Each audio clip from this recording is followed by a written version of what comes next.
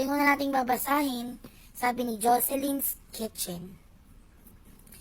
Huwag kang umiyak dahil napakaswerte mong bata kasi meron mga magulang na nagmamahal sa'yo. God bless you. O anong sasabihin mo?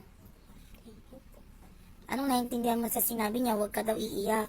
Kasi napanood niya po yung video mo na umiyak ka nung nalaman mong ampon ka. Sabi niya, huwag ka pong umiyak dahil maswerte kang bata kasi meron kang magulang, mami, tsaka dada na love ka.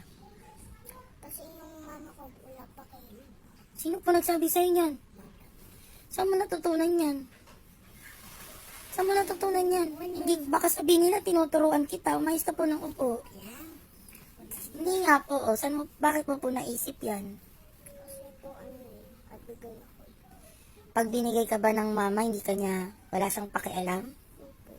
Sino nagsabi sa'yo? Baka sabihin nila ako nagturo sa'yo. Hindi